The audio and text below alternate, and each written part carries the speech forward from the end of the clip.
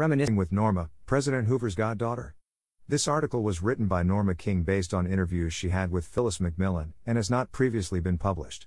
Edited and produced by Lorraine Kelly for GoldfieldStories.com, May 2020. My name is Phyllis McMillan and I was born Phyllis Ogilmore.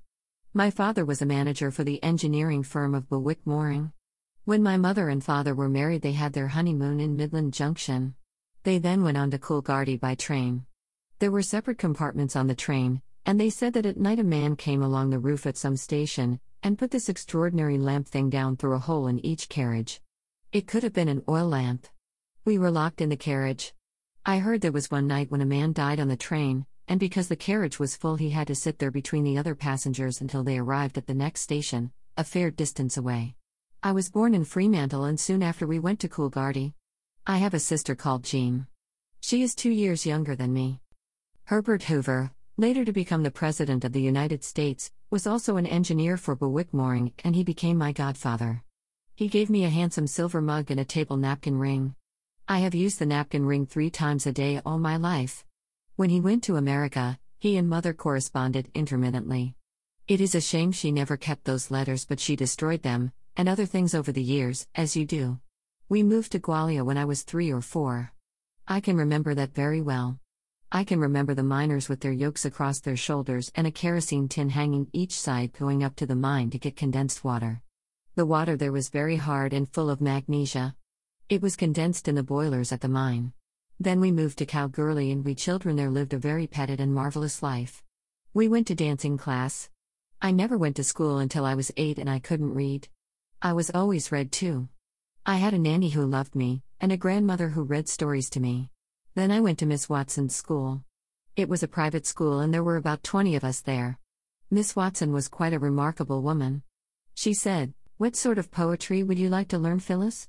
I said, "The Rubaiyat of Omar Khayyam, please." I did it and I loved it. She was tickled pink and rang Mummy up that night and told her I was very pert. The 2 Phimister children went to the school, Jean and Jack Phimister. When Jack grew up he had businesses in Kalgoorlie and was that town's mayor for a time. I used to play with a little girl called Alice Cummins. Her father owned the Big K Brewery. She became a wonderful woman. She was a marine engineer, a lawyer and a brewer. I used to love going to play at Alice's because her father gave us big wads of silver paper, which they used to put on the bottles of beer. And we used to play trams. Alice had real money, a tram's purse thing, a tram man's hat and real tram tickets. I went to the first moving picture here. That was in 1912 when I was 10. It was in a hall, I think it was the Hippodrome. I remember one picture was of a train in the Swiss Alps and the train seemed to be coming towards us and the people were screaming. Another memory was one about butterflies and a man was pinned to a cork like you do butterflies, and he was pinned by his legs and arms. I can remember those quite clearly. They were only small films, done to amuse people. I also saw Tidal, a famous actress, in Peter Pan. Then we went to dancing classes. Mrs. Roll's dancing class. They were held every Saturday morning in a hall in Hannon Street. We did tap dancing and castanets and a horrible dance called the baby dance, the sailor's dance, the rose ballet, and proper ballet dancing. The Bernales used to go there too. There were 4 Bernales children. There were Marjorie, Daphne and, I can't remember the name of the boys. Then there was Dr. Lorwyn's daughter, Susan. She used to come in from Boulder, and there were Dr. Barber's 2 daughters, Jean and Kathleen, and Dr. Saul's daughters. Anyway, Anna Pavlova came to Kalgoorlie. I danced for her and she thought I was very good, but my granny said she wouldn't allow her granddaughter to have anything to do with the stage. I remember Albany Bells, the Brennans and Montgomerys, who also ended up having businesses in Kalgoorlie and Boulder, and the fish shop, which was most attractive. It had a window where water ran down all the time. As a child I was fascinated by it. Brennan's always made a feature of a window for special times such as the annual race round. The dresses had the names of horses on them or something like that. They also had model horses in the window. I remember one specifically. In the window one Christmas there was Moses in the bulrushes. There was Moses in the basket and Pharaoh's daughter wearing a beautiful white dress and a crown. Now Warden Finnerty. I can't remember being in their house, but I must have because I remember seeing a marvelous painting on an easel. It was done by either his sister or his daughter.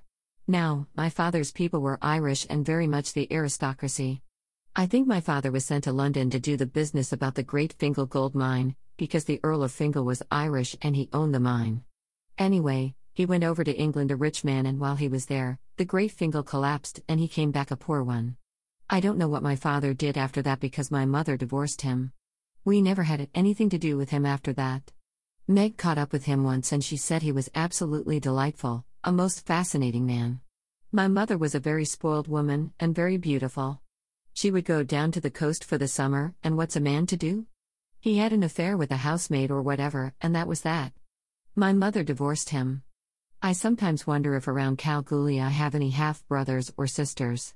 I used to think up things that were funny, for effect. I can remember going for a walk with my father and we met another man and we stopped and talked. I said, "Now are we going to the club to have a whiskey?" At 8 years old this was considered very clever. It was the Hannon's Club. One of the mine managers in those days was Mr. Burrows. Mr. and Mrs. Williams lived on one of the mines, and I used to go there and play because they had 2 girls. We lived in various places, one was in Mullingar. The Cowles also lived there. I think he was a solicitor and she was a Miss Bird, and you know Woodrow House that has just been opened, that was her father. There were the Yos. We lived near them. Fayo, the little girl, and I were great friends. She lives near me now and is blind and I see a lot of her. Next door to us were 3 men who lived in camps. They had gardens. One man was Arthur Norris and Mr. Bradley, who was a vet. I think the other was a Mr. King. We were never allowed to skate, but our parents did. It was roller skating on granolithic paving. Our parents and their friends were called the Fast Set. They played bridge and had fancy dress parties and dressed up like anything. I've got lovely pictures of some of them. In our dance classes we had a concert at the end of the year. We had sets, like the Chinese set and the Lancers. We had one set where we were shepherds and shepherdesses and we had lovely dresses of satin and silk. We got the first prize and there was a great deal of feeling about it because it was a costly set. So the next time we went to a fancy dress ball our mothers got together and we went as ragamuffins. We had caps and hessian bags and were selling papers and calling out, "Piper." The girls wore mob caps and raggedy dresses and we got the prize again. It was a fabulous life. Our parents played croquet. It wasn't on lawn, it was on ant beds which were spread out and rolled flat with a roller. The courts were just below Mullingar. Then they went to the races.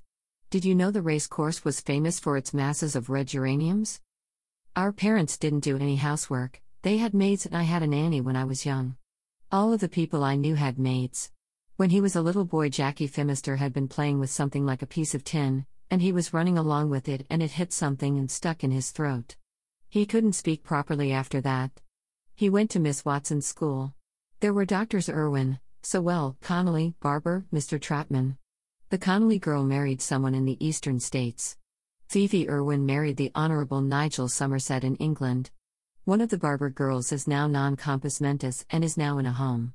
Kathleen married one of the Sandovers and she is now dead.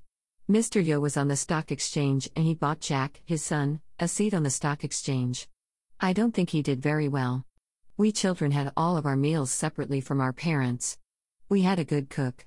I don't think I had a nanny after I started school. After the Great Fingal disaster things weren't so affluent, but my grandmother would never let my mother go without. When my mother divorced my father, my mother, Jean, and I went down to Fremantle to live with my grandmother. She had a house in Forest Street, Peppermint Grove. My mother married again to a man called Phillips when I was about 16. I had a classical education. Girls of my class, did you see? It would have been a lot better if I had commercial lessons. It would have been more useful for me. After we went to live with my grandmother in Peppermint Grove, all the little girls and all the little boys went to Miss Annie's school. After they had graduated from there they went on to other schools. Peppermint Grove was a bit of a closed society. Miss Annie taught me from cavemen to William the Conqueror to 1066, and if Elle made a mistake I had to go back to the cavemen. I know the cavemen intimately. Some pupils boarded with Miss Annie and at one stage I boarded with her. She had other teachers as it was quite a large school. I remember one little girl there, Olgar Phillips. She wore a short skirt and rings and Miss Annie told to take those rings off and change that skirt. She was a Tartar. My sister married Ted Dempster and went to live on a station up in the northwest. When Teddy had finished his meal he put his spoon or knife together and turned the fork over, and Jean said, "You've been to Miss Annie's." She made us do that. He said she was brought out from Scotland to be our governess. She told us she would teach us manners, and we thought our manners were beyond reproach. Some of us had to be taught. I knew mine.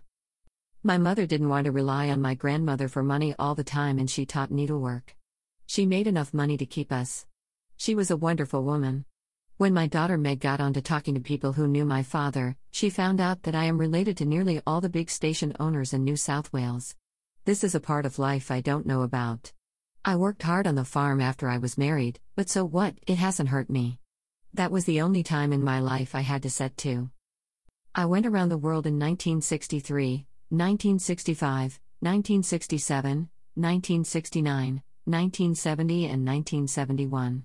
2 trips were around the world, and the others were always to Africa, to the animal reserve, and twice to Greece. I went as a companion to a friend and she paid all expenses. I loved it, and that is why I went back to Greece again later with Meg. Taken all into consideration, I consider I have had a very happy life. If you have enjoyed this podcast, please like and subscribe.